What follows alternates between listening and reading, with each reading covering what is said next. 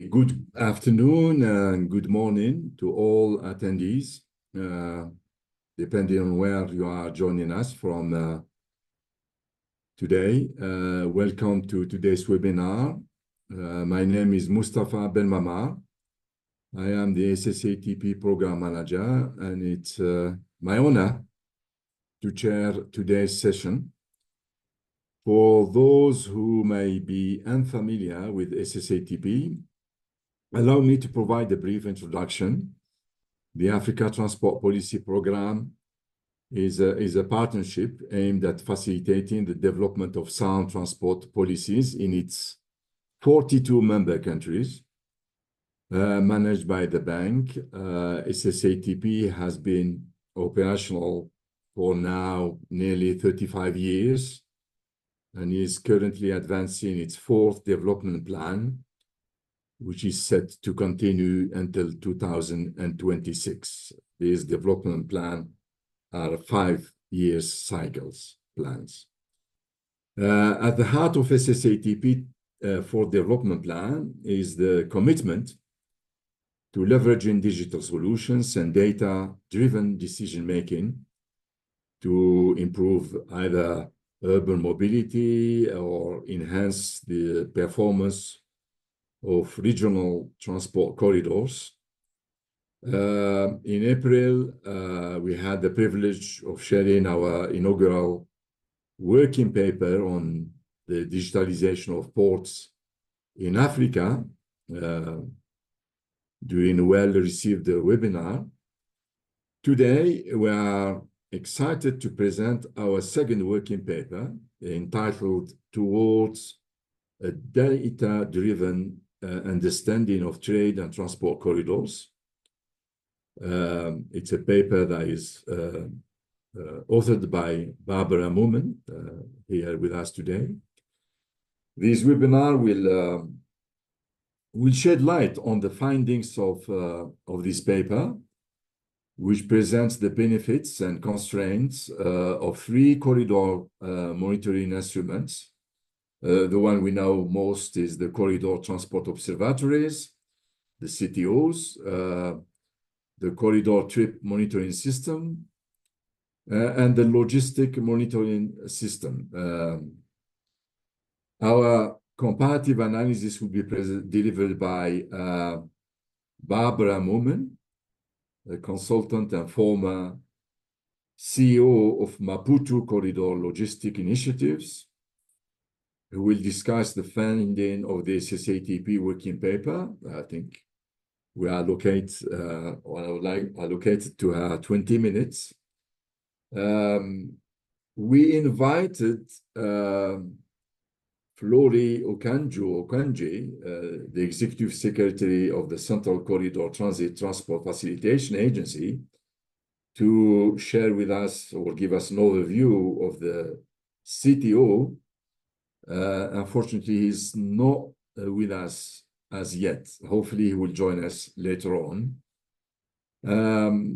Otherwise, we have Jay Slane. He's the Managing Director of the Creek, Ney and Associates, who will cover the logistic monitoring system overview, its latest developments and application. Again, we allocated 10 minutes to him. And we also have Lovemore Bingandadi, consultant, Southern African Development Community, the SADC, who will update us on the status of the corridor trip monitoring systems development and deployment. Following this presentation, we will open the floor to a few questions, and hopefully we'll have also a bit of time to take some questions from the audience. So now let me pass this over to Kauri.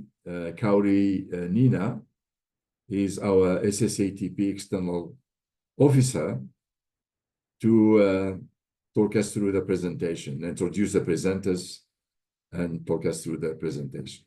Thank you. Over to you, Kauri. Thank you, Mustafa. So I would like to invite to the floor Mrs. Barbara Momen. She's a consultant and former CEO, as Mustafa said, of the Maputo Corridor Logistics Initiative. And she has over 30 years of experience in both public and private sectors, focusing on trade and transport corridor development.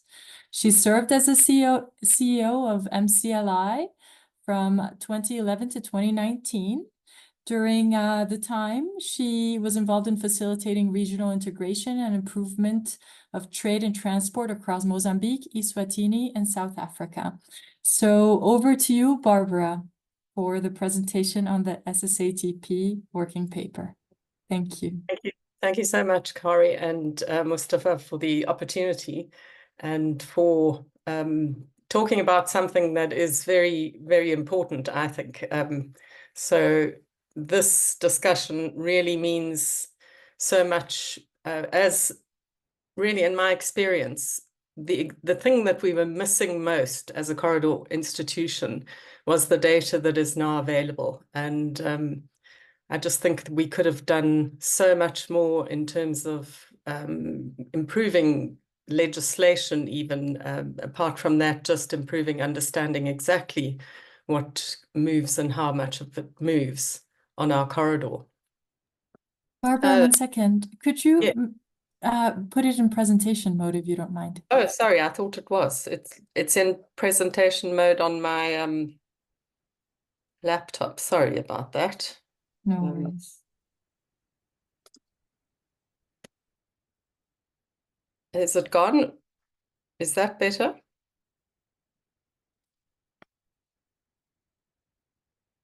No, it's still not on presentation mode. For some reason. Let me try once more.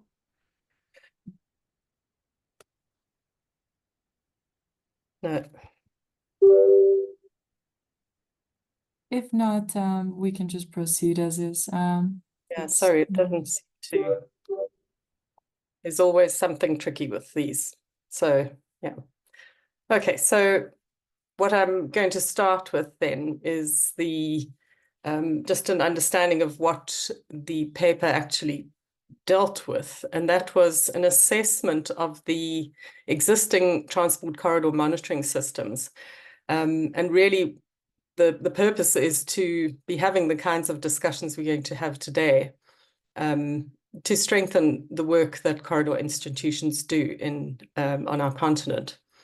And my task was to make a comparative analysis of the 3 performance monitoring systems that we found in the tripartite transport and transit facilitation program, the CTMS, and then also the corridor transport observatories of the central and northern corridor, and then have a look also at the logistics monitoring system, which was not nearly as developed as it is now, but the 3 opportunities to look at what's available, certainly in terms of their importance for building credibility with in the work that CMIs do. And I think what's really critical here is, I don't know who said it, but somebody mentioned at some point that without data, it's just an opinion.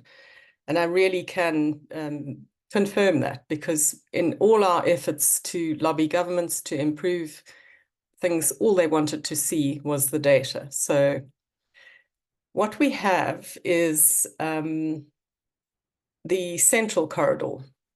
It was established in 2013.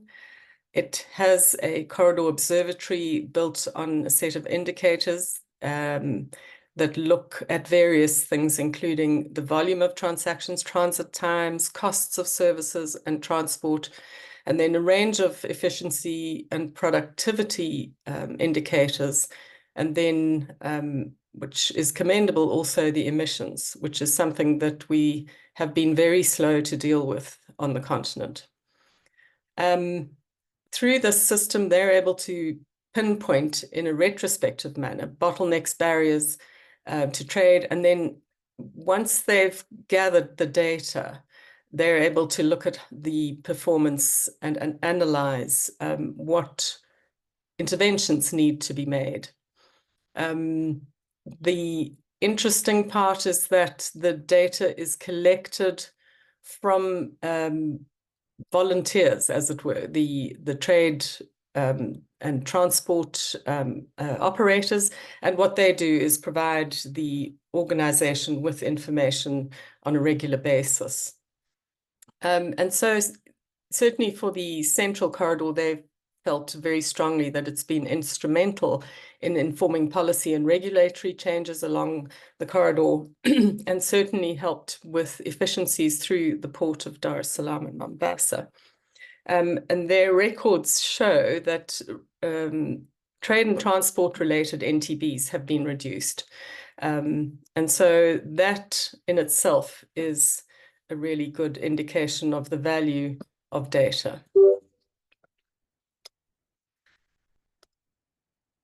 So in our discussions, stakeholders highlighted 5 areas where they needed strengthening.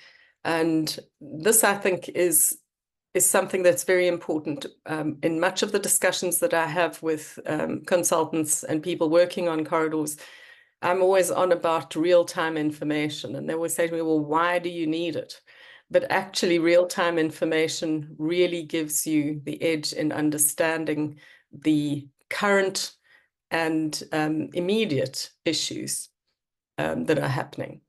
So what was missing, I think, to an extent, and it's typical of these organizations, and I speak for the MCLI at the time, is just the stretch of human resources and finances. They need efficient and timely publication, more engagement with stakeholders, and particularly greater awareness and accessibility of the data analysis, because that's of value to users. And then to have options for tailoring the analytics to suit particular sectors. What a transport operator or a customs agent is going to want is very difficult to what the different to what the ministries in the governments would like.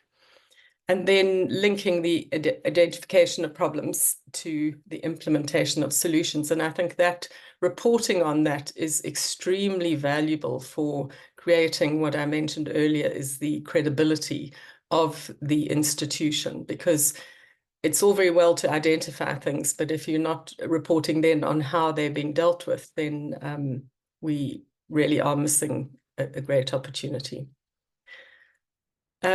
So, sorry, this keeps jumping. The corridor transport management system is very much the ambit of Lovemore, who will speak later. And it's a very fine, very detailed, very intricate system, which was developed during COVID-19 for the tripartite to enable free movement of goods and people, and largely to facilitate at the time the movement of pharmaceutical goods to deal with the pandemic. It's a management level web application. It monitors the routes, and vehicles are tracked throughout their routes from start to finish, and is very much aligned with the triple TFP objectives to reduce corridor transport costs, and then to look at this as a basis for the smart corridors implementation. Barbara, yes. Sorry to interrupt. At the moment, you stuck at slide number 3. Yeah, if you can just move over the slides, yeah, as you speak. If you're having issues with the slides, I can share for you. Yeah, I think so, please. Okay. I'm not quite sure which, sorry, I'm on 5. I don't know what the delay is there. Sorry about that. Okay, one second. I can see it's a delay. It's a delay, yes. Okay. Okay. Perfect. All right. So the digitization is really the clever part of this, because the trip registration is made available digitally, and I'm not going to try and pretend that I know all the process, because Lovemore's here and he can tell you that. But essentially, you're scanning a QR code right throughout the trip that is used by law enforcement and customs management to ensure contactless inspection and release of vehicles. And the same information could be used then to address bottlenecks at border posts and to manage those dynamics. For the pilot, the countries that participated were Botswana, Namibia, Zambia, and Zimbabwe. And for the rollout in Malawi and Mozambique, the GIZ funded those programs. And from what I understand is that the information gathered by the CTMS is made available to corridor management institutions post fact, so historically, in which case there needs to be some sort of movement towards real-time information. But I think, Lovemore, I'm sorry to put so much pressure on you, but you will speak about that as well. From what I gather, post this discussion, this paper, we have seemed to have found some measure of improvement there. In the initial stages, the CTMS was piloted, but not all of the corridors that participated in the pilot have corridor management institutions. So the interface between users and the system itself and communicating its benefits becomes very difficult. And so from a sustainability position, the EU funded this development, and it has certainly put its mark on enabling a sustainable institutional model, and is going to go forward as a public-private partnership, which is very good news. So onto the logistics management system. This had its origins way back in 2012, actually, where SSATP and the World Bank began to look at commercial vehicle GPS data and to put it into interpret the big data points to see what it could tell us about the way vehicles were moving through corridors. LMS relies on positioning data from a truck fleet. So there are probably, I think, Jace, I think it's more now, but initially 100,000 units deployed on routes in South Africa and all the way to South Sudan, covering 20 countries and 42 borders, and routes on all the major corridors in East and Southern Africa. And the data is used primarily to understand the big issue in African corridors, and that's border crossing choke points.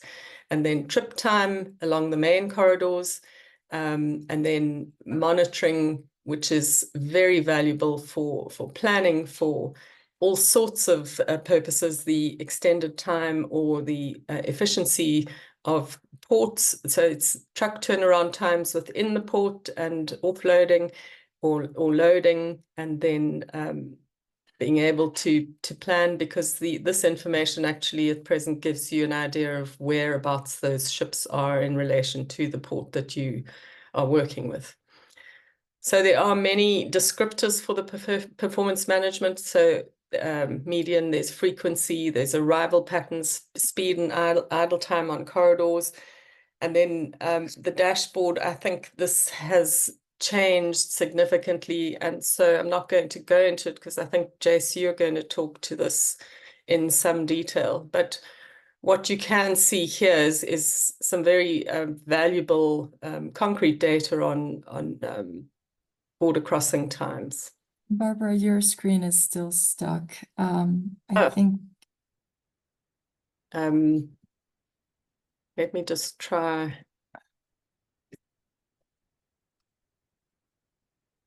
I'm on slide 9. Okay, now it's showing. Is it? Okay. I'm sorry about that. Okay, so I think I'm going to just give a very quick outline here. Is in the first route activity, you've got Mombasa to Kampala, with Busia as the preferred border post, and the information there is self-explanatory, really.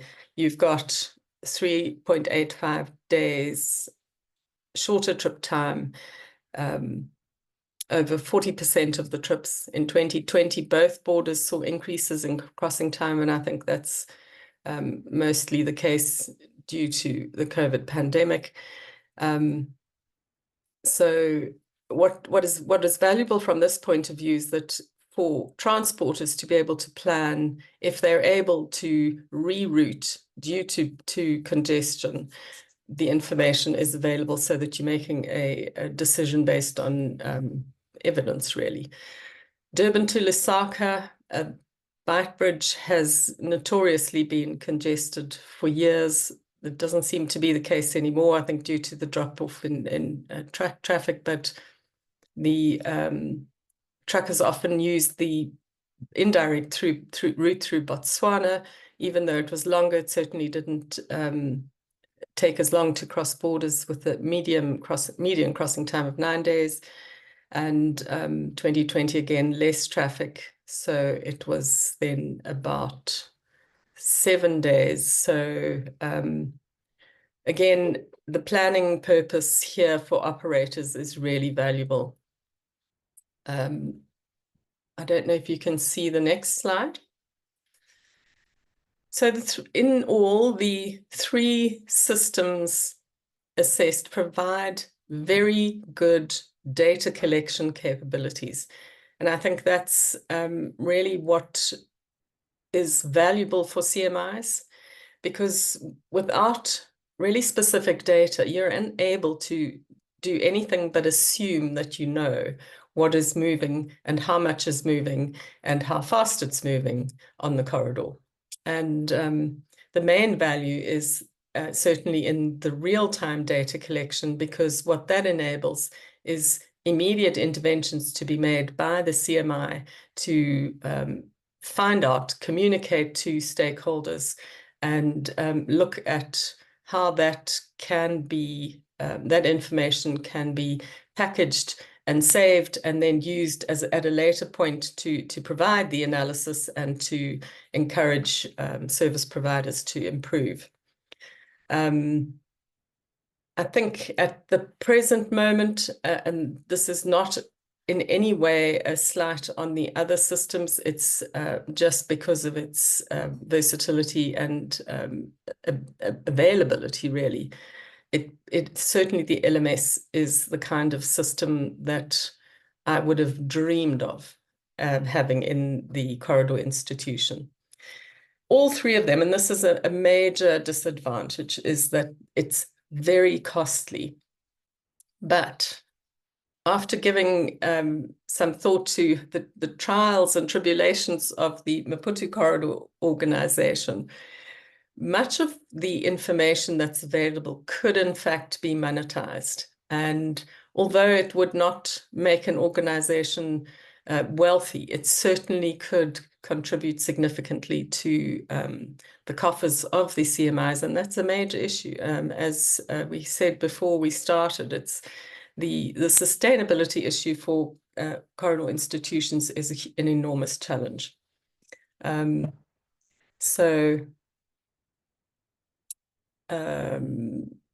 If we look at the central and northern corridors, you've got both of them have a corridor performance monitoring mechanism that is available online. Certainly a very, very useful tool in the northern corridor, because the East African Shippers Council is directly involved in engaging with that data. And I think really, if not daily, then certainly once or twice a week with the Northern Corridor Institution to look at efficiencies and or inefficiencies. On the SADC corridors, there's no CMI, but the LMS really in its infancy was piloted in 2017. On the North-South corridor, despite having most of the governments having signed an MOU, I think in 2009, there's still no CMI. Walvis Bay, there is the Corridor Institution, a very good one, but no corridor performance monitoring mechanism. And the same goes for the Trans-Kalahari. The Walvis Bay Corridor Group manages the Ndola-Lubumbashi corridor. And I know from having discussions often with the CEOs of Trans-Kalahari and Walvis Bay, this is an absolutely essential element missing from their operations. Dar es Salaam, unfortunately, no longer exists. Nacala has no CMI, Beira no CMI, and Lobito has just launched. I think they've had the agreement signed, and I think they're in the process of basically appointing people to the CMI. So essentially what these systems are doing is helping to improve corridor efficiencies, provided there is an institutional interface that can, in fact, do the interpretation and the communication with stakeholders. Because without that, it's really very difficult to have a reason why you would want to, because what certainly my experience in the Maputo corridor was that quite often due to congestion that just builds up very quickly based on the volumes, that needs to be communicated really quickly to operators so that they can plan their loads. So SSATP has had a long history, and I think the beginning, as I said, of the LMS, it was called the corridor truck, or the truck monitoring system in 2012, 2013, is to build consensus on the information to support strategic plans, to support the developing, and the SSATP certainly in this case developing the monitoring instruments. And the pillars, as you know, are to assess the effectiveness of CMIs and the feasibility of establishing CTOs on the West and Central Africa corridors. I think that takes me to the end. Just to say again, thank you very much indeed for the opportunity. It was a very interesting study, and I am envious of those corridor institutions that now exist, having access to so much really, really good information and really good data to support their work. Thank you very much.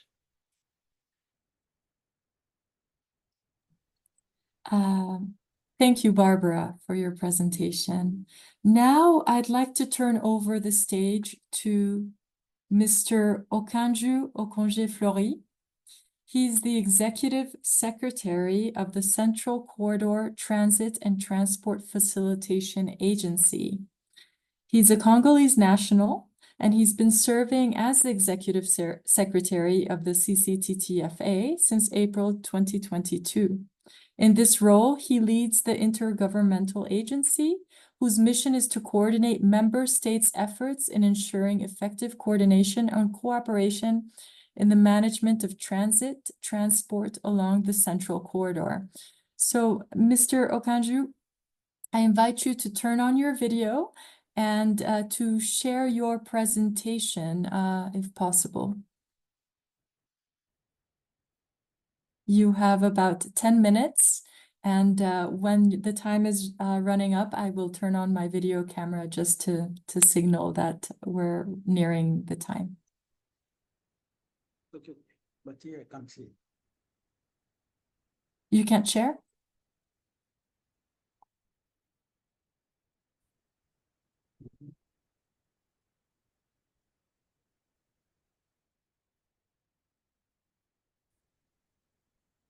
Yeah, thank you.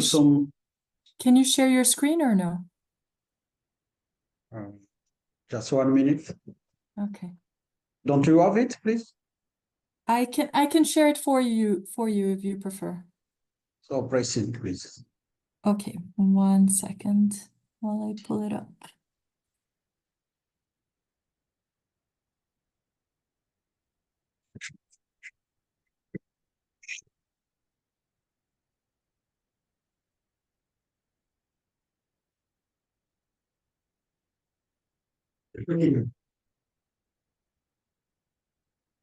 Can you see the screen?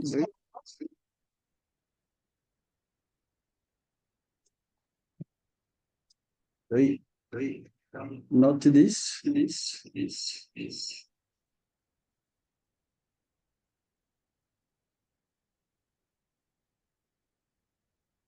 It's not this one? Can share so WhatsApp, so we share the screen. That's 1 minute, please. Okay.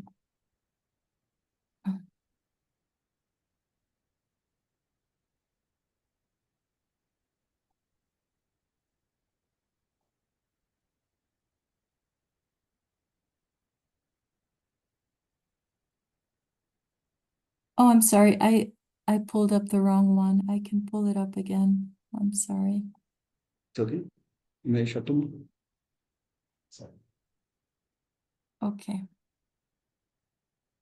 Yeah, may pattern. When Okay. Cool. So just let me know when to click through. Yeah, this is fine.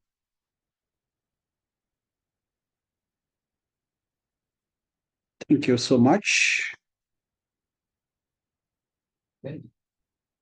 Okay, dear moderator, dear colleagues, I would like to introduce the Central Corridor. For this presentation, I do agree that the time is very short, but we are going to co-present it with my colleague, Faraji, who is the database manager, is the expert for Central Corridor in terms of data collection, processing, digitalization, and so on. So I wanted to give you an overview about what is the Central Corridor. For those who don't know the Central Corridor, we are intergovernmental organization formed by 5 governments previously. It was on 2nd, 2006. And the family has grown. As last year in December, we succeeded to get the joining of the Republic of Malawi and the Zambia within the family, with a connection. Can you hear me, please? Yes, we can hear you loud and clear. Yeah, with the joining of Malawi and the Zambia and the Central Corridor, this helped the Copper Belt region formed by Lubumbashi and its neighboring cities, mining cities, Ndola in Zambia and the neighboring cities to be connected straight to the Atlantic Ocean, to Indian Ocean. So now we are 7 countries within our organization, and the Central Corridors is playing a vital role as we are facilitating transit transport and the trade within 3 REX, regional economic communities, which are SADC region, East African Community region, and the COMESA region. Slide. Okay, yeah. We have a legal framework as we are formed by our agreement, which is a multilateral agency. And then we have 7 countries, as I said. We have Burundi, DRC, Tanzania, Uganda, Rwanda, and recently now Malawi and Zambia. We've mandated to promote the utilization of the Central Corridor route But with this transformation of the Central Corridor, as now we connected the SADC, we are too many routes in the Central Corridor. We have the central route and the southern route. The southern route contributed to save the Republic of Malawi, the Republic of Zambia, and the southern part of DRC, mainly Lubumbashi, Kolwezi, Kipushi, Likasi, and so on. About the Central Corridor Transport Observatory, I wanted just before I hand over the mic to my expert, I wanted just to mention something that the data is very important to the corridors management institution, as it helps a lot to strengthen the efficiency of the corridors along our route. It can be the central route and the southern route, but also the data collection, processing, dissemination contribute a lot also to strengthen the management efficiency of the corridor management institution. And finally, the data facilitated to the central corridor to identify a new area for business investment opportunities along the central corridor, transport facilitation agency. So we recognize the importance of digitalization of data collection and processing, but this is also an opportunity for me, before I hand over to my colleague Faraji, to thanks SSATP for their support, because before we came with the digital system on the data collection, we were using the papers and the pens, pencils and so on to collect the data. But when SSATP came and supported the central corridor, so this we shifted from that usual business of data collection to the digital data collection. So it's a good opportunity for us to thank SSATP for their support. And still we continue to work currently with Trademark Africa, but also with SSATP. That's why you can see today we are the one of the presenters during this organization. So we thank you so much. I'm still around. I hand over the mic to my colleague to go deeply to the CCTO overview, and I remain at disposal for comment, questions, and advice. Faraji. Thank you very much, dear Executive Secretary. I can just rush quickly, depending on the time, on the CCTO overview. Of course, the CCTO has been implemented since 2012 under the technical and financial support from Trademark Africa, and we really appreciate the SSATP support since its inception. And the observatory was officially launched on 9th of July 2013 by the Interstate Council of Ministers, which is actually the highest organ of the Central Corridor Secretariat. And the CCTO is currently monitoring, in terms of the key performance indicators, about 40 performance indicators on regular basis. And the dashboard, we have also the dashboard which displays the selected key performance indicators among the main indicators. And we also have the GIS component, which visualizes various nodes of the Central Corridor routes.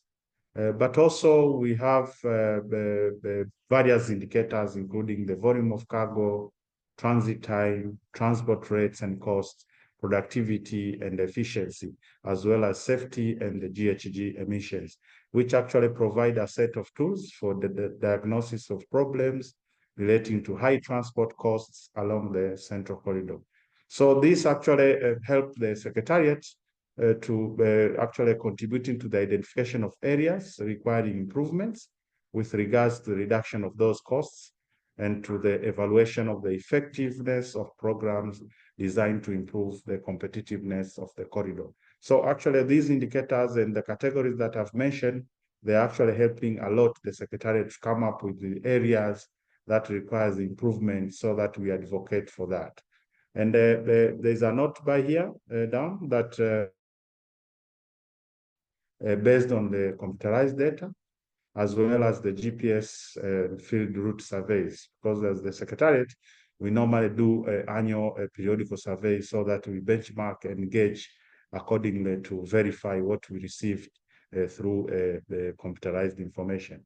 And the good thing of the Central Corridor, the observatory mechanisms, we normally sign MOUs with the data providers to make sure that you create a strong bond where we can source those information on a timely basis. Next slide, please. Yeah, this is the methodology that guides us, the secretariats, where it starts with the data collections, where we normally involve stakeholders during data collections. As I've said earlier, that we also do signing of MOUs to make sure that we create a strong bond on the way we source information from our stakeholders. After that, we do data processing and analysis, where we use the advanced technologies to do analysis and processing of those raw data. Then after that, we come up with the reports, where we normally call stakeholders for validation before we do the dissemination in both hard copies and soft copies, with an aim of the last part of the policy formulation. So all of this cycle creates the methodology that the Central Corridor Transport Observatory is using in terms of data collection, processing, reporting, as well as policy formulation. Next slide, please. This highlights the overview of the key performance indicators. As the Executive Secretary was mentioning, that we have a list of categories on how we monitor these indicators. So we have various categories. One is volume and capacity indicators. We also have indicators of the transport rates and costs. We also have indicators based on the productivity and efficiency, transit time and delays, which actually shows how long does it take for a container to move from the port of Dar es Salaam to various destinations, as well as we have GHG emissions, where we monitor some of the carbon dioxide emissions. And below is the link to access our observatory system. Next slide, please. So this actually part shows the success stories on how far we have managed to secure through the implementation of the Transport Observatory, where we managed to secure and maintain continuous stakeholders relationship and engagements. This actually is very critical, and it's very important that we secure stakeholders so that you can get information on time. You can, try to move around, and we do disseminations together with our stakeholders. We call them for validation. It's very important because you need actually to maintain the relationship as much as possible so that you can be receiving all those details that are needed for the implementation of the observatory. Next slide. Another success stories is actually the impact in the reduction of transport and trade barriers. In its objective of advocating for reduction of barriers to trade, the observatory provided information, and we have managed to advocate for reduction of checkpoints, increase of dipping facilities, for fuel trucks at Mutukula border. Actually, this one we observed during our surveys, that there were a lack of dipping facilities at Mutukula border. So we advocated, and currently we are speaking that there's no an issue of lack of these facilities at the border. And also we managed to advocate for slashing of visa fees between Tanzania, DRC, and Uganda. Previously, the visa fees between Tanzania and DRC for truckers who are moving to DRC was 100 USD. But currently we are talking that they are paying of 50 USD. So that is very important, and we can speak loudly that the CCTO has managed to advocate the reduction of the visa fees. But also we influence the reduction of container port dwell time.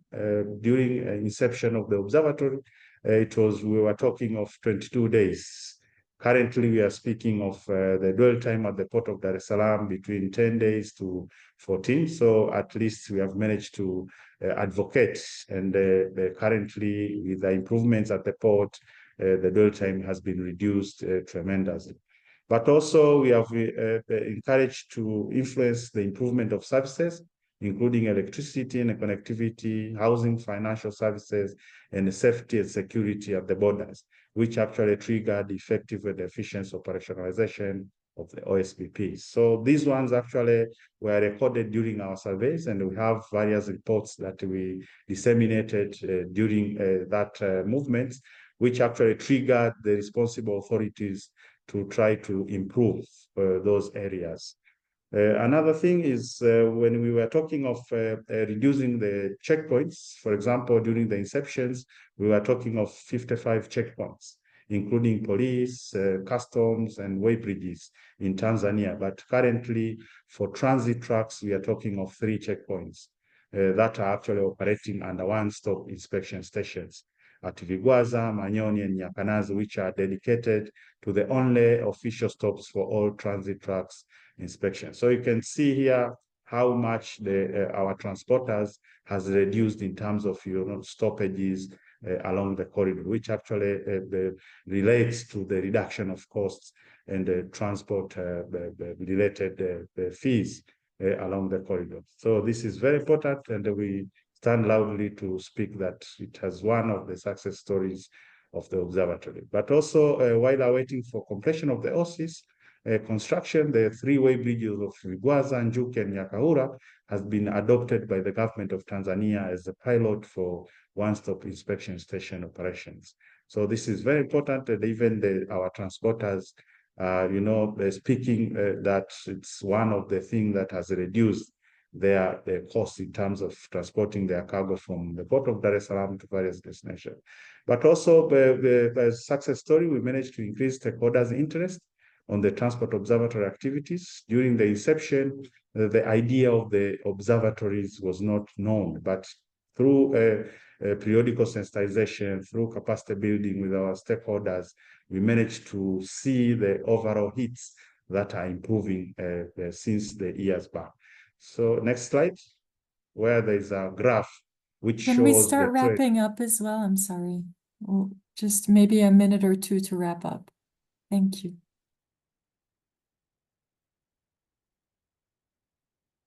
Yes, you can see the graph which shows the trend that is improving since 2013 to 2022. Next slide. Also, one of the success stories is the data collection through system interfacing.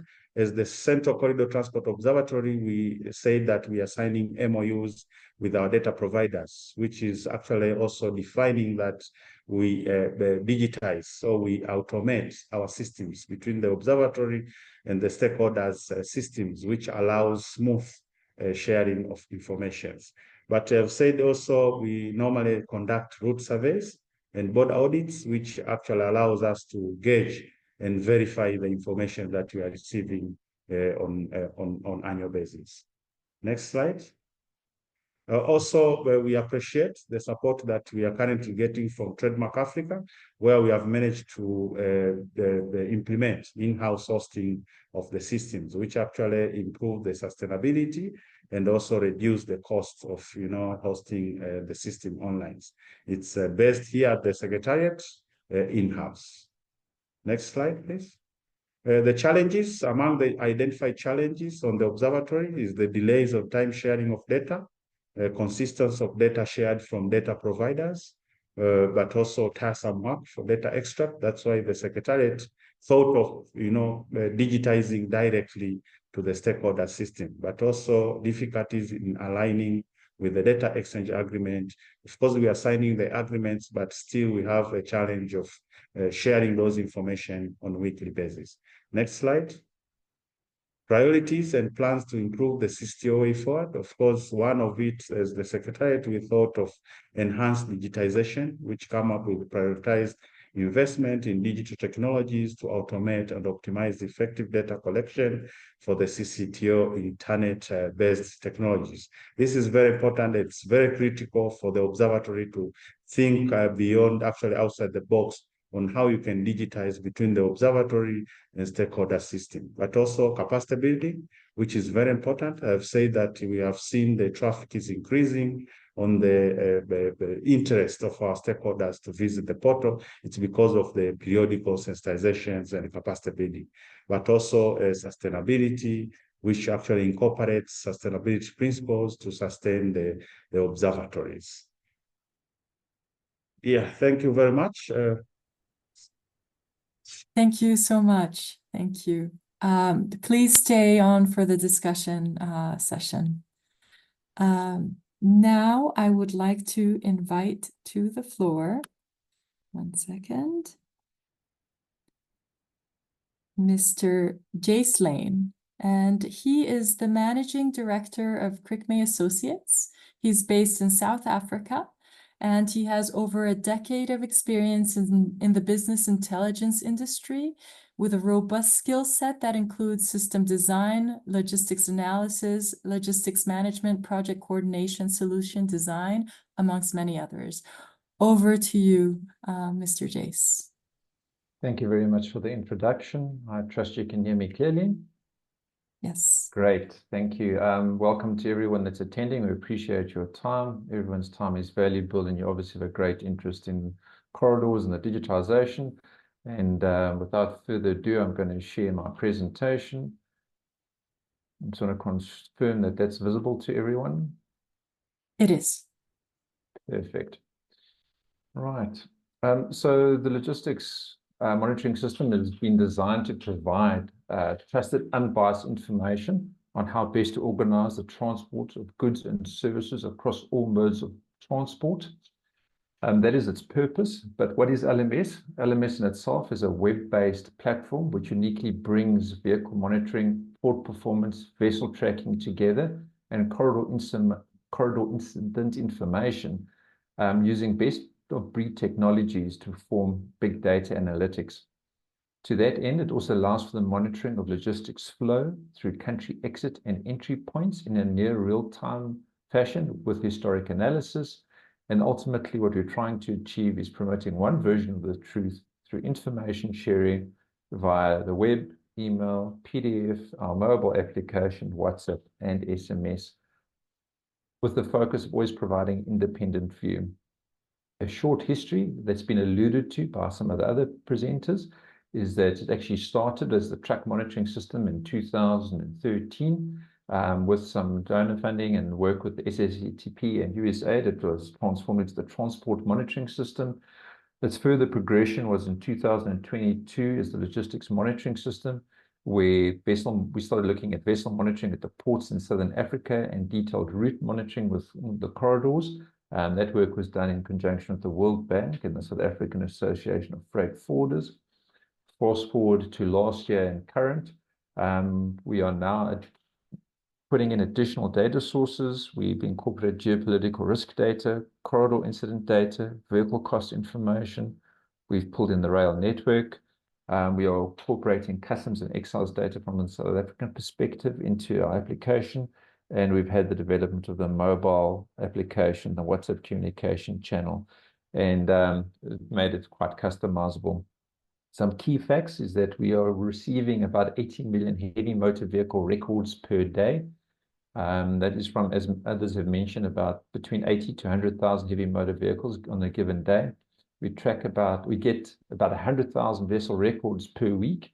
And so far for last year, we've recorded 24 million geozone visits across 1,500 geozones, which are monitored daily. As I mentioned, we have 10 regional ports which we monitor live, and we have 10 interregional corridors. And on those interregional corridors, there are 181 segments of those corridors that are monitored daily, and then 51 borders are monitored as well. We've also included real-time traffic data and weather data where possible. But in effect, the LMS is really trying to answer a question around these 7 pillars around visibility, efficiency, reliability, risk, cost, societal impact, and trade. There's a specific answer to each of those questions, but when you start looking at it collectively, do they become powerful? Then ultimately, we are hoping to make the LMS become predictive in certain aspects. In terms of use cases, the LMS has been used for tracking border crossing times and historical analysis, identifying and confirming main corridors of use. It's useful in terms of indication of transit time, volume, and risk. And it's also been used by traffic engineers in particular for modeling where significant logistics infrastructure spend is likely to take place. We have also private users using information for regional route optimization. And for specific companies, we're also able to perform tracking and performance monitoring. And then at a regional level, you have the logistics performance monitoring in terms of port performance and corridor performance. To give you a sense of the logistics monitoring system in terms of use cases at borders, we have this regional border crossing performance data. And you can see, as Barbara alluded to, it is largely within the Southern and East African environment. And we have the historic data, which provides detailed trend analysis, as well as helping to identify bottlenecks. And recently, also now starting to incorporate the measurement of border queue lengths. When you start looking at it from a regional corridor perspective, we can identify corridor usage, determining speed and volume, and then total transit time. And that allows one the ability to perform regional corridor comparisons. And here you can just see a very small snapshot at the bottom in terms of regional corridors, in terms of speed and volume being moved on it. Within the South African context, it's also being used to understand the national corridor health from a congestion perspective. In these reports, we have, for example, we are comparing the major corridors within the South African landscape, and the last 14 days performance versus the current year-to-date average versus the previous year. One is able to also pick out, for example, week-on-week percentage changes in the performance in the corridor, border queue lengths, as I've mentioned earlier on, and then heavy motor vehicle turnaround times at ports. And so this gives you a high level of health status with key performance indicators, once again, that historical analysis. And as I mentioned, one version of the truth, this is currently being rolled out within the South African environment. When we look at it at a more detailed level, we are able to ascertain what the total corridor transit time has been over a period, and with trend analysis brought into it, border crossing times, also border queue lengths, as mentioned, indicating peak lengths. And this happens to be between South Africa and Mozambique, as well as port call durations of vessels visiting, and identifying, for example, the opportunity cost of poor performance along the corridors and the impacts thereof. In terms of regional port performance, all vessels around Southern Africa can be monitored and can be easily expanded to other ports along Africa. And obviously, this is live vessel data. The report is highly, the platform is highly customizable, and this is a work that we're doing with the Western Cape government in terms of the Port of Cape Town, which is looking at performance monitoring, trend analysis, anomaly detection, and its joint planning capabilities. So here we're starting to see elements of forecasting what performance may be in terms of container moves, TEU moves or truck moves, and vessel arrivals based on previous performance. And we have segmented performance areas on the right. A lot of detail can be obtained within vessel insights in terms of dwell time at the port and also at specific terminals with anomaly detection, as I've mentioned previously. Other use cases at the Port of Cape Town, for example, is vehicle movement insights at the port, arrival patterns over a 24-hour cycle relative to terminal time, and then also understanding what does the percentage arrivals look like coming in, as well as average time spent. And so there's a massive data compiled in here, but also being able, the ability to bring in additional data sets to facilitate deeper insights. The key purpose behind, obviously, the logistics monitoring system is, I often say that there's a sea of data and only islands of information. And so we're trying to turn data into actionable information, delivering key insights to target audiences. And this can be set up to speak to burning issues, ensuring alignment across organizations, across stakeholders. And the importance behind that is that once you solve one particular problem, the problem may shift, and therefore you're then looking to change your monitoring so you can actually understand what is the effect of the improvements you've made or the interventions, and then look to actually find new bottlenecks and move that forward again. So this is where we're trying to make data actionable by delivering this to people in a format which is easily acceptable to them. And the logistics monitoring system has its own website where you can actually go on and have a look. Various products are available in terms of this, in terms of making this a self-supporting system. Subscriptions are available along these various aspects, board activity, corridors and routes in economic zones, internodal monitoring, and then obviously customizing for private entities, for public entities, for non-governmental organizations. For governmental organizations, we have a wide variety and large use space. And that is really, in effect, within a lot of time, a very brief overview of the logistics monitoring system and its benefits. And I thank you. Thank you so much, Jace. There are some questions in the chat, but we'll get to them later, or if you feel you could also respond to the chat directly. So now over to Mr. Lovemore Bingandadi. He's a consultant for the Southern African Development Community, SADC. He's an expert consultant with over 40 years of experience in trade and transport facilitation, road and railways infrastructure development in Eastern and Southern Africa. So I invite you to turn on your screen and unmute yourself, Mr. Bingandadi.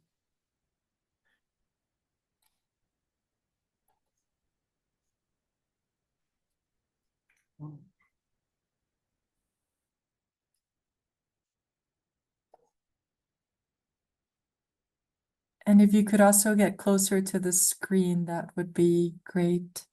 I think we don't see you very well. Good afternoon. Am I visible? Not so much. Maybe if you get closer, but we were having those issues. Yes. I'm as close as I can, but can you hear me clearly? We can hear you loud and clear. Thank you and good afternoon. I will be making this presentation on behalf of the SADC Secretariat, which is the lead REC coordinating the implementation and deployment of CTMS on behalf of the tripartite of SADC, COMESA, and the East African community. My presentation will give an overview.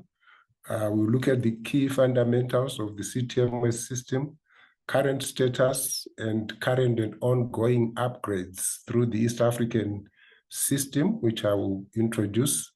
I'll talk about the advantages of CTMS and have a brief discussion on the way forward, and I'll be available for questions and answers. Before I proceed any further, I would like us to consider this not as a beauty contest, because it is not. The three systems that have been presented so far are not necessarily comparable because of their basic rationale for having been introduced and the specific issues that they sought to address. However, I have clearly identified a number of common areas and overlaps, and certainly the scope for integration the systems exists. So the CTMS, we define it as the regional trade and transport facilitation system that was introduced as a tool to assist trade and transport regulators. We are referring here to customs, public health officials, road transport regulators, and law enforcement agencies. It is also a tool that is used by drivers, operators, logistic service providers to facilitate their movement within our corridors when they move across and between the member states. The CTMS, even though it was originally developed as a response to COVID-19, its functionality has been increasing in modular form we will be talking about some of the modules so far developed and deployed. It can also be used as a corridor performance monitoring system because it collects data on the movement of vehicles, on the delays that they face, and the duration of their trips. The CTMS can also be used to facilitate tourism and the movement of persons. We'll briefly touch upon that. For its long-term sustainability, the CTMS, having been initially funded by the EU, the three RECs have the intention to develop a funding model based on public-private partnership, where we intend to partner the government and the RECs with private sector operators and service providers to manage the CTMS. So currently the CTMS is a public good that is freely available to multiple public and private sector users across the tripartite and other African member states outside of COMESA, SADC, and EAC. The key fundamentals of the CTMS is that it is founded and based on the regulatory framework of the Multilateral Cross-Border Road Transport Agreement, which was adopted by tripartite ministers in March of 2023. The CTMS, within the CTMS, the operator is considered to be responsible and liable for the quality of both the vehicle and the driver. The CTMS protects privacy of personal information that we collect. And the CTMS fundamental also includes the fact that the operator, driver, and vehicle information should be readily available to authorities at the border post and at the roadside through TRIPS, which is a switch that interfaces with the national transport information systems of member states, basically the vehicle registers and the driver registers, in order to validate the authenticity of key documents such as a driver's license, passport, vehicle registration certificates, and certificates of fitness. The CTMS is currently hosted in conjunction with TRIPS.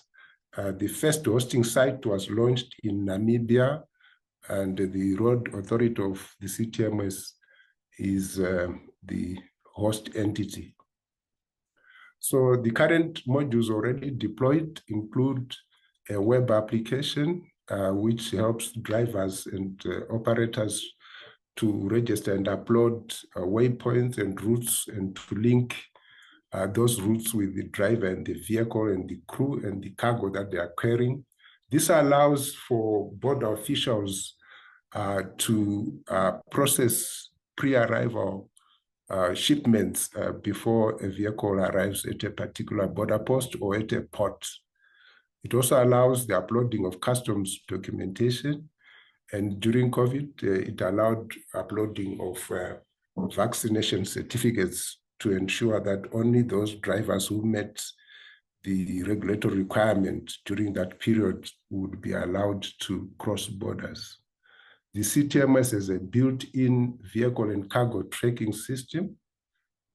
We also have a traveler app and a crew app. We also have an official mobile application that is used by officials at the border post and at the wayside. And there's also an official management web application that can be used by the regulatory entities that I've referred to, and also by customs authorities and corridor management institutions. The CTMS hosting is displayed there as indicated. The intention is to have multiple hosting sites in order to ensure 24/7 availability. So currently, Namibia is live. Host site 2 in Kenya has already been inspected and approved, and it's awaiting installation of servers under an ongoing project in the East African community. The CTMS configuration will be further extended to Northern Africa. Egypt has already offered to host the third site, and ECOWAS is also showing interest, and this will happen when CTMS is rolled out beyond SADC, COMESA, and EAC into ECOWAS, ECAS, and the UMA regions. The deployment of CTMS is reflected there, as already indicated by Barbara. It's been deployed in those countries where we are showing completion. It's deployed at more than 35 border posts across sections of 6 corridors in Southern Africa. I would like to add here that the CTMS is similar and equivalent to 2 cargo and driver tracking systems that are deployed in the EAC on the Central Corridor and on the Northern Corridor. So under and through the CTMS, we are able to track the movement of a vehicle, irrespective of whether that country is participating or equipment has been deployed at the borders, because we are using satellite technology. So in terms of developments that are ongoing on CTMS, whilst the initial modules focused on the driver, the vehicle, and the load, the next phase in which we are of CTMS will see the integration of those initial modules with customs management systems through a project funded by the EU, which also is the entity that supported the 3 RECs to fund the development of CTMS. There's a project on regional customs integration and interconnectivity systems called RICS, which will develop a number of modules and will also address the re-engineering of business processes at the borders and at the ports, the integration of customs management systems, starting with the 6 member states of EAC, the integration with the cargo scanning, weigh bridges, and other technologies, the incorporation of a number of trade and customs certificates, and the promulgation of regulatory instruments in order to ensure enforcement.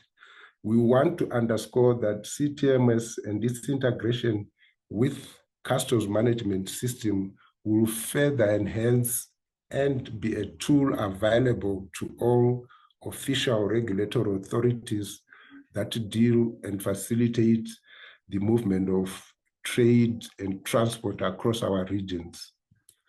So the 7 modules that are going to be added to the CTMS through the EAC project are listed there. There will be a module to address the integration of the original CTMS, the cargo tracking systems on the Central Corridor and on the Northern Corridor. There will be a module to manage the transit bond. There will be a module to manage transactions and processes within the one-stop border post environment. The system will interface with regional electronic single windows that are being developed.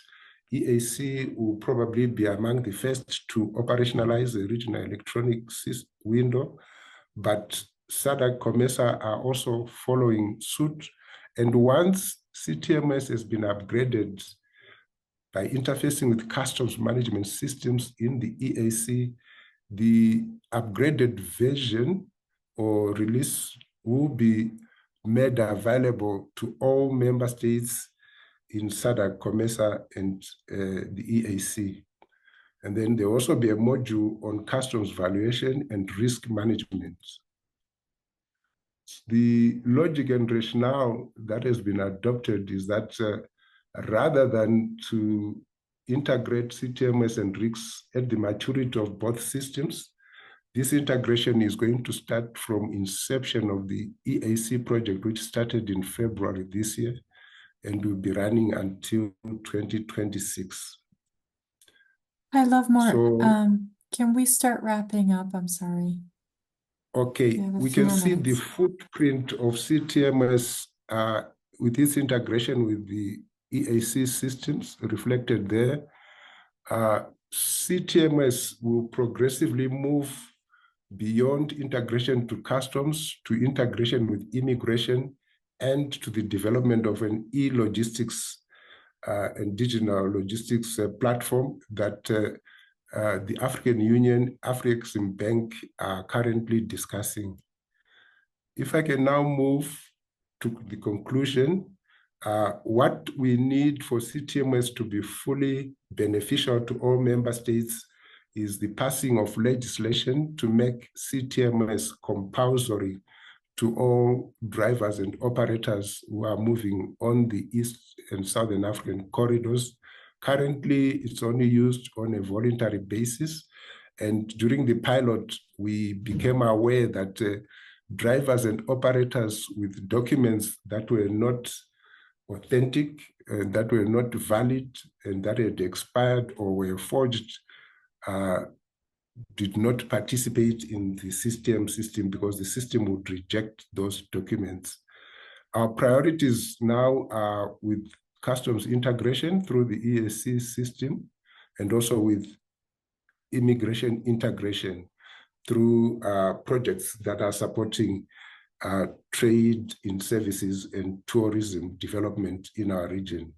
We also have priorities to add additional member states beyond the tripartite, working with the African Union Commission, and also to create further hosting sites beyond the initial site in Namibia. Ladies and gentlemen, this is the end of my presentation. CTMS is an ongoing development. We stand ready to collaborate with other public and private entities who are interested in this area of digitizing trade and transport facilitation, so that we can further develop and enhance the functionalities of CTMS. I thank you. Thank you, Lovemore. Now I hand over to Mustafa for the Q&A discussion session, and I invite all speakers to turn on their cameras so we can see you on screen. Thank you. Thank you, Kauri. Thank you, Barbara, Jace, Lovemore, Flori. Very, very exciting presentation. I wish we had a little bit more time to discuss this. Unfortunately, we don't have much time, so I'll be very, very quick. Going back to the findings of the report we did with Barbara, I look at the SADC region, for instance. We have only 3 out of 9 SADC corridors have a corridor management institution. While the Northern Corridor and the Central Corridor, they have corridor management institution, and there is a use of a corridor performance monitoring system, the CTO. I just come back to Lovemore now. On your way forward, I thought there is a direct link. I mean, it's more likely to uptake these systems if we have a placeholder. That's maybe the main conclusion of the report. And when I look at your way forward, I haven't seen this, unless I'm mistaken. You come in with regulations, but is there a move to fill that gap, institutional gap on the SADC corridors? So that's the question to Lovemore. And then quickly, one of the findings as well is really the importance of using real-time data. That's one of the conclusions of the report. I am glad to see that the CTOs are moving towards this. There is more and more digitalization, work on digitalization. My question to Flori as well, how important to have this real-time data? I know the CTO at the start was paper-based reports, weekly based, and I think one of the constraints, some of the reports are not, produced on time. What made you move towards this digitalization? How important, and what type of interventions that will allow you to do when we do this. And then my last question, and that's again coming back to the conclusion of the report, is on sustainability and the monetization of this system. And that goes to Jace. Do you see any prospect that here? I think things go together. What I mean, to put corridor management institution is the driving force.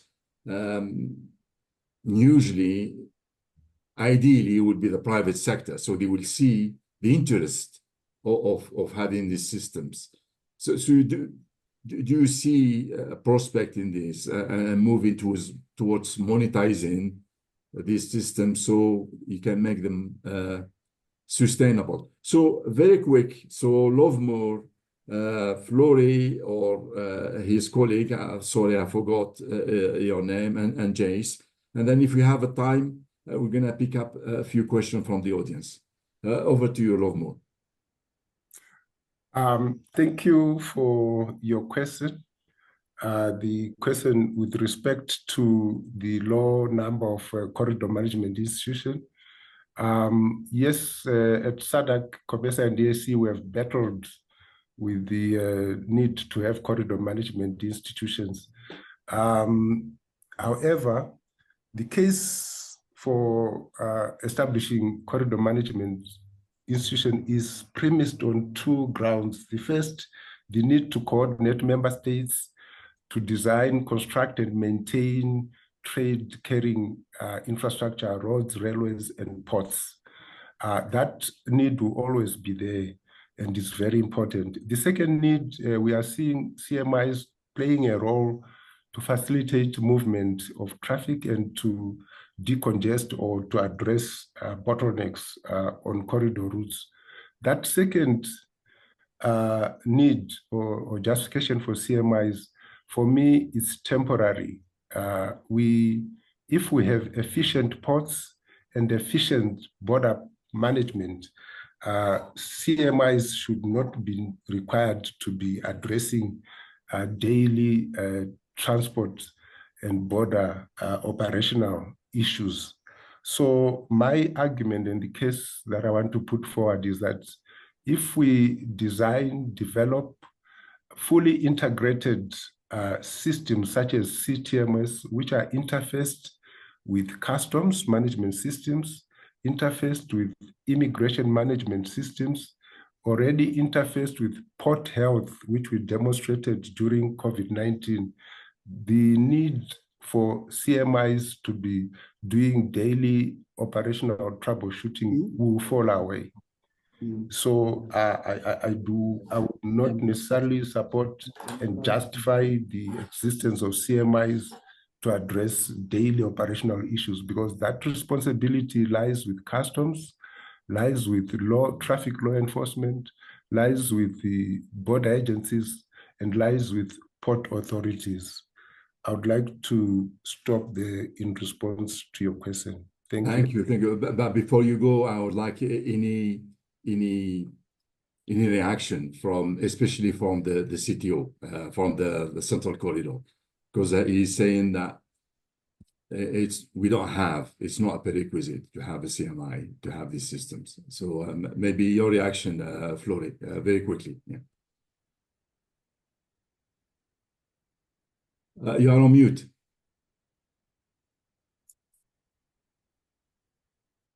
Okay, thank you so much, Mustafa.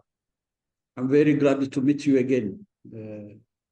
It's very important for we as a Central Corridor to go to digitalization of data. Because now, remember that the world is moving. We are moving from the usual models of business, of trade, to the e-commerce now. Now, currently, we are talking about e-commerce, e-trade.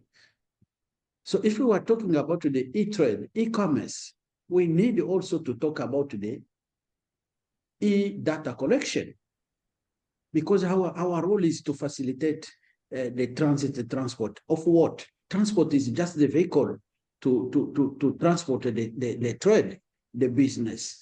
So as long as the business is moving to the digitalization, we as transport operators, we need also to move to digitalization of data collection and so on. It's very important to go to digitalization because the digital data collection help the corridor management institution to decrease a lot the number of papers. Can you imagine how many papers could we use as a corridor management institution if we could go to all borders of 7 countries to collect the data with a paper, with a pen, with a pencil? Can you imagine, Mustafa? How many tons of papers could we use? How many tons of pens could we use? And can you imagine how many tons of cargo of papers that the corridor management institution could use? Not only about the use to go to collect the data, about now the access of that information. Remember that the paper, you can lose it in the time, all time you can lose the paper. But with the digitalization, this help the corridor management institution to collect it easily and quickly and reliable data within all member states, within all Africa, within everywhere in the world. This is first. Secondly, this helps us to achieve more the data of the organization. We don't have a lot of spaces, physical spaces, to go and to put the archives of a lot of papers of data from the beginning of the organization till today. So that is very important to go to the digital, because today the world is digital. Everything is digital now. We are talking. That's very clear, Flori. I'm just saying whether you could just give us a few examples. Since you moved to digital, what type of intervention that allows you to do, just to improve the efficiency? Since we moved, this provide a lot of achievement.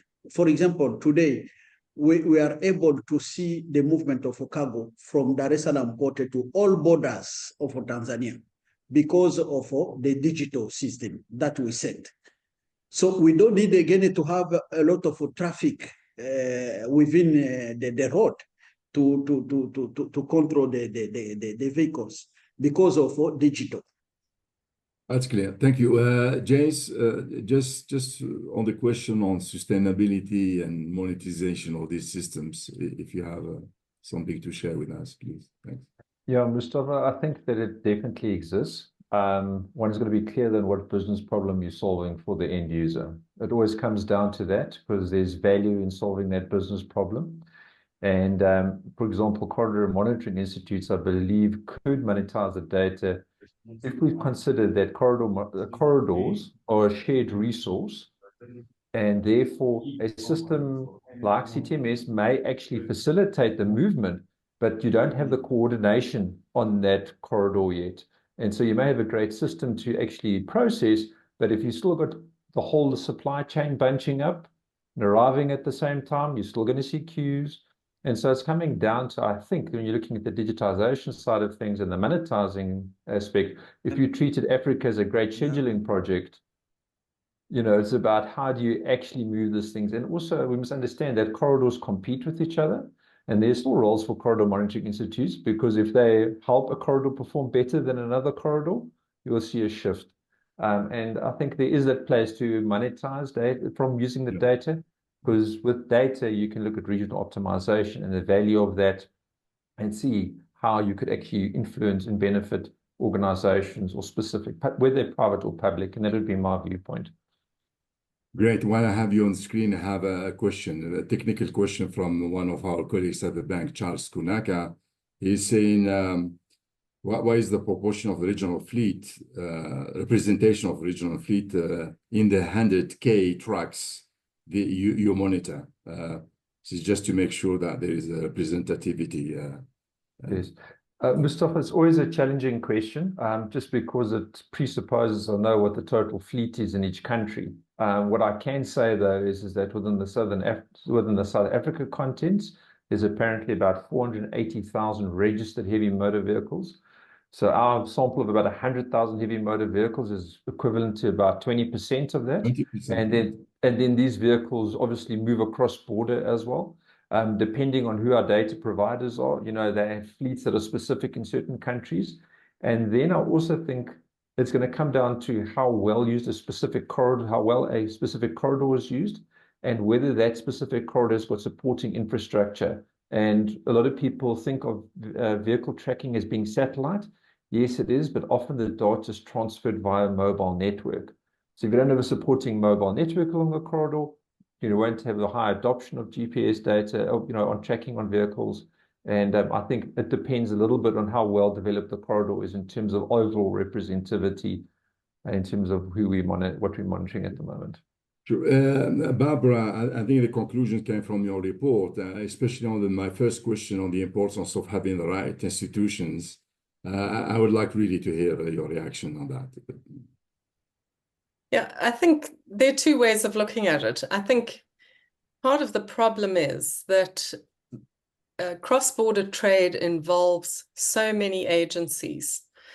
And we're seeing, even in South Africa, that's got a dedicated border management agency, that the level of coordination around the specific needs for efficient movement of goods and people is not sufficient. I'm sure that maybe it will eventually move to a place of efficiency, but it goes beyond just the congestion issues.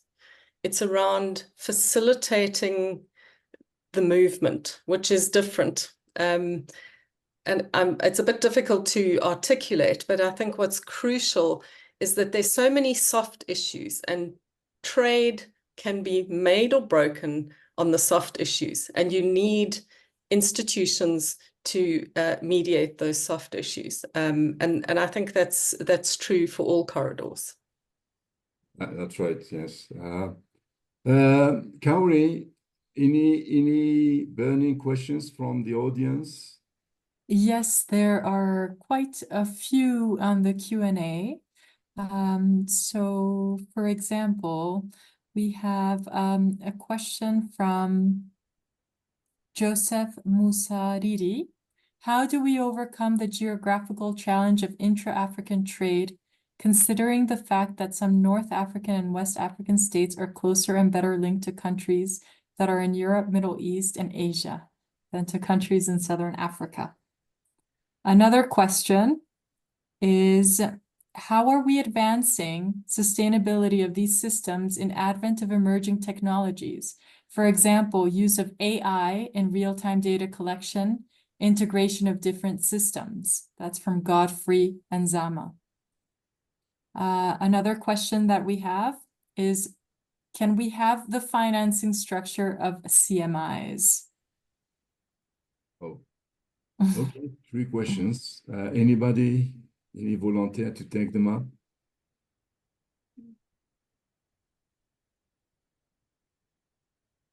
I can answer that one, sorry. Yeah, go on, Barbara, please. I think the models of the Northern and Central Corridor have some real value in the fact that the ports carry a small tariff that gets fed back into the CMI. And that's valuable. But I think even so, the corridor transport observatories are funded. So a lot of what we're looking at, certainly in the work I'm doing at the moment, is how do you structure those mechanisms? And I think, quite honestly, you need a huge mix of a whole range of funding mechanisms. But the issue that I raised in this report around monetizing, and I didn't speak to Jace about it at all, is very important, because what that does is create what Jace also mentioned is this one version of the truth. You then have this real credibility in the institution to fully understand what the dynamics are, and then enable government institutions, your partners in the public and private sector, to understand exactly what's happening, because people don't trust information. So when it's verified, when it's credible, the institution really should be able to snowball its efforts in raising finance. But I don't think there's any easy answer. There depends. Yeah.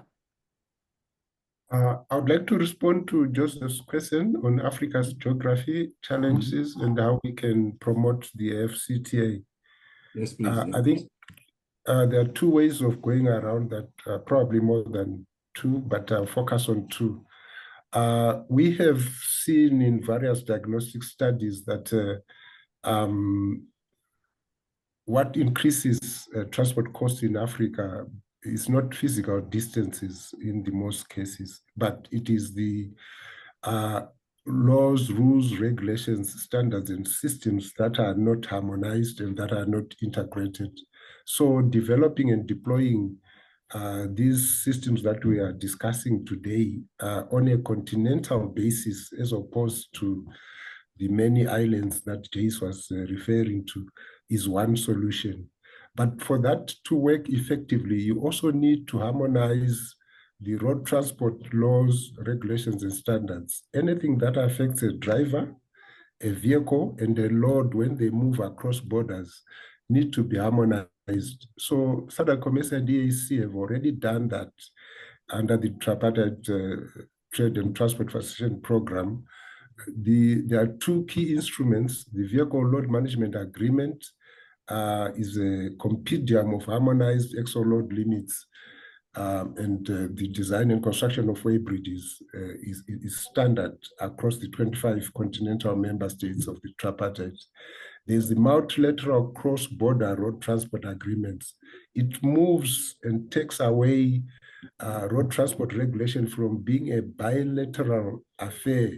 A bilateral road transport agreement is blind to the interest of third parties, especially the countries that are outside of the transit and outside of the regs that we are dealing with. It also moves away from quantity regulation of transport through issuance of permits to a quality-based system that says, is this driver trained and licensed to the same standard as agreed by all 25 member states? Is this vehicle inspected, licensed, and evaluated on an annual basis on the same standards as is applicable across the 25 member states?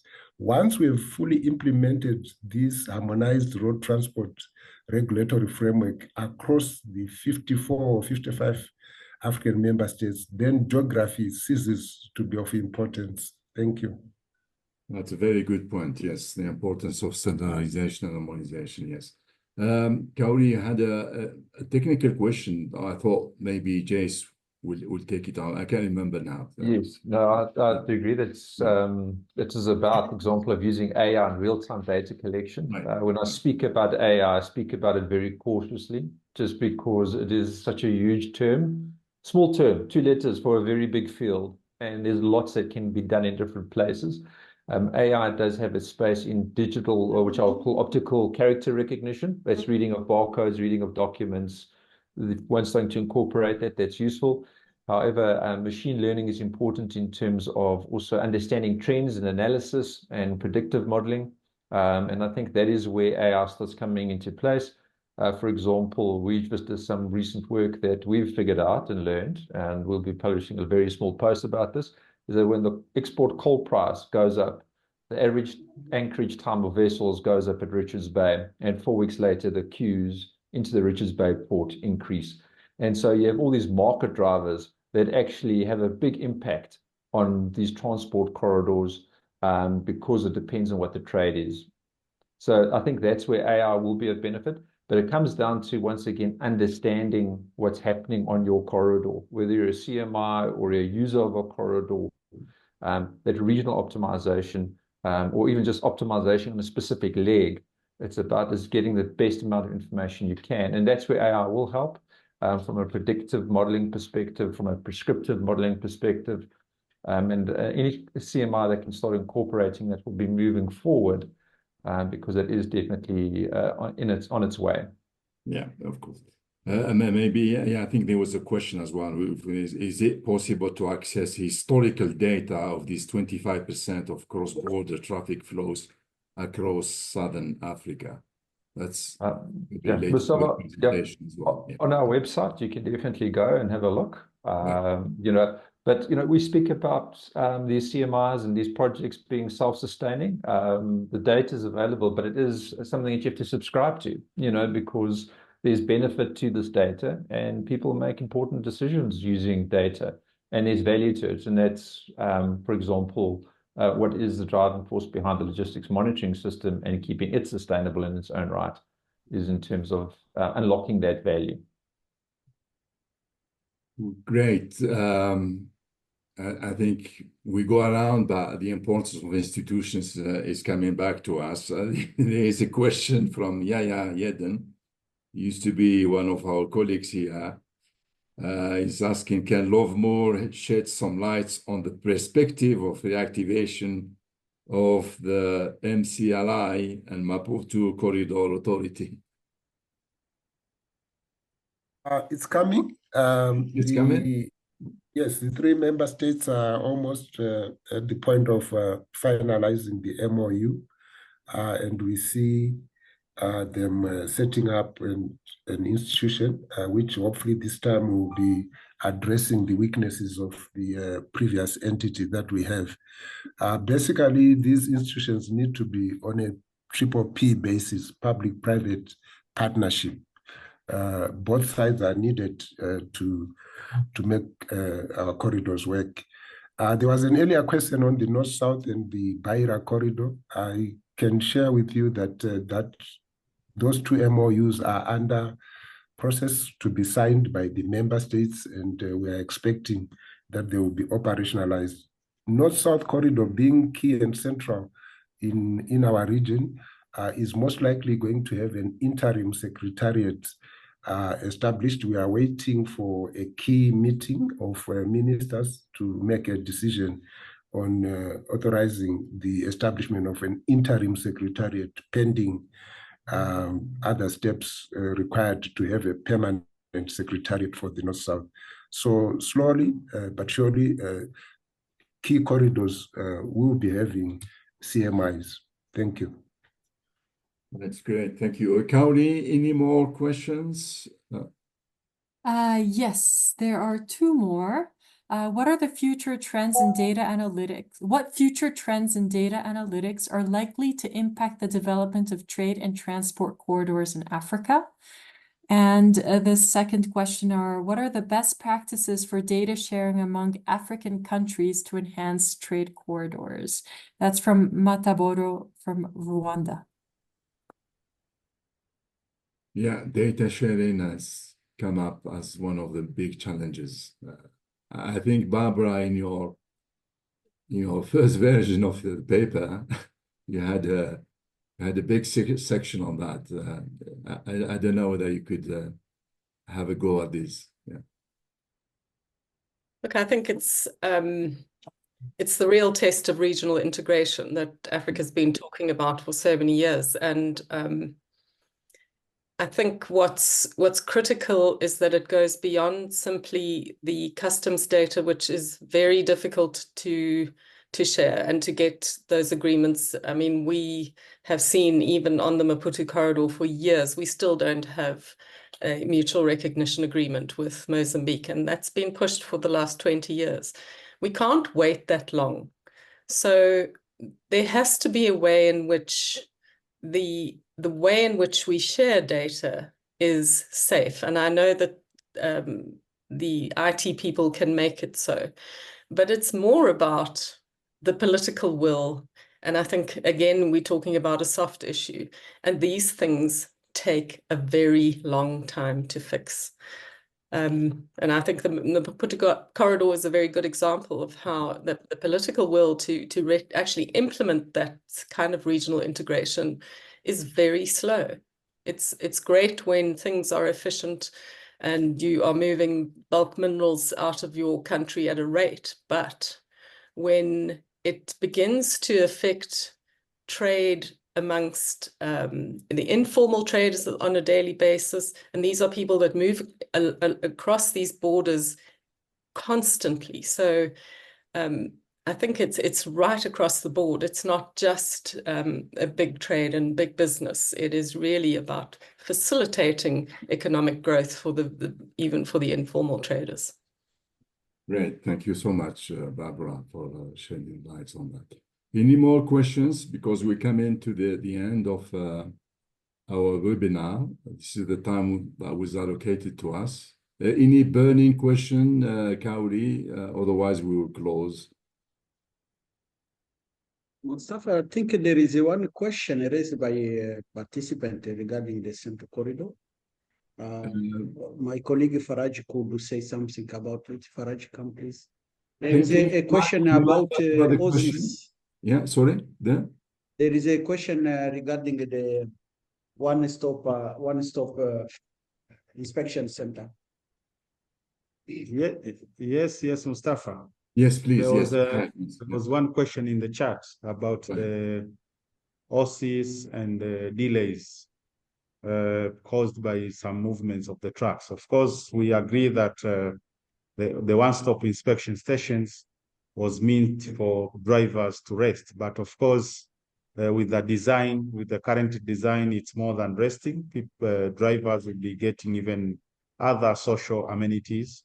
Even they can do the maintenance of their trucks, within the OSIS stops. But of course, with the setup of the Tanzania Railway Authority, that every truck is moving with the installation of the ECTS. Of course, it's very important because you track to avoid the deviations of the trucks outside the route to various destinations. So we agree that, of course, it's very important to have that. And of course, it's also true that to avoid the dumping of some of the goods along the corridor, it's very important also to keep monitoring and, try to observe as much as possible to make sure that some of those goods reach to their final destination. But of course, the question was also highlighting on the police checkpoints, police roadblocks. Was it actually reduced the delays? Yeah, of course, within the Central Corridor, those roadblocks for police have been moved to those 3 checkpoints. So it's actually tremendously reduced the delays that are happening within the corridor. So we can assure you that the police checkpoints has been moved to the OSIS stops, which are actually the way bridges. So everything, when a truck moves to the way bridge, it has been inspected there with a way bridge operator, but also is also inspected with the police. So it's once for all. So in terms of the delays, it has been tremendously reduced. So those are the few things. Thank you so much. Thank you so much for this clarification. I think that it's really great. As SSATP is moving, this pillar is central to SSATP. We are always looking at identifying some relevant studies and analytics to do. This is what is haunting us on a daily basis. A very, very round table. Any suggestions, either institutional or at corridor or at the data that you have in mind that is you could put on the table very quickly? I'll start with Flori.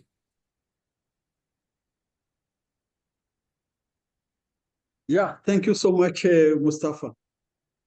I think way forward is where do you want us to do more work, yes, more studies? I put it as simple as that. Yes, which area? We have the logistics. We have we just as I said that in my introduction, done a very, very good report. By the way, we are here in Addis for the validation, the port digitalization validation report, because it's financed and it was commissioned by the AUC. So we did at the port level digitalization. We are looking at data along the corridors. We thought maybe we could zoom in at the logistic platforms. Any ideas that you have in mind? Yeah. Mustafa, I think if you continue to provide support on logistic and the digitalization, it will be grateful for the CMIs. Great, great. Jace. Mustafa, I think become information-led. Data is one thing. The more you overlay data, different types of data together, the more powerful it becomes. One data set on its own is not enough. The more you layer, the better information you get. Okay. Coordination of the data. Okay. Lovemore?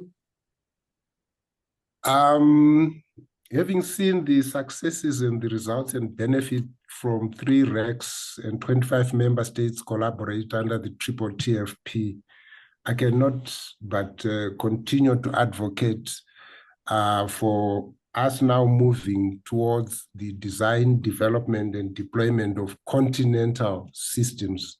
So as I indicated, Afrexim has set up a task force, and I would like to ensure or invite, if I'm authorized to do that, the SSATP and others to come to that platform so that we can now design our systems on a continental basis, knowing very well that deployment and management can be done locally within RECs and within corridors. That's the first thing. The second thing is we can have the best systems in the world, even with AI and whatever, but unless you've got a statutory basis, a statutory foundation for the enforcement of data collection or enforcement of rules, regulation, and standards that affect the basic movement of just crossing a border with a vehicle and a load, unless we until we harmonize that, we are not going to make any progress or impact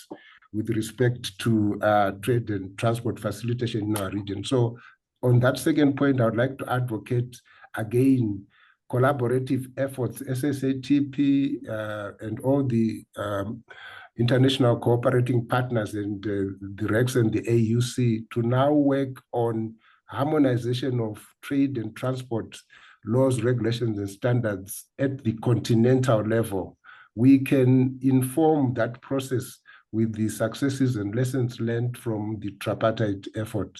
So that is my call, that is my wish and my recommendation. Thank you. That's great. Thanks you, Lovemore. Yes, a continental system harmonization. Barbara, your final, over to you.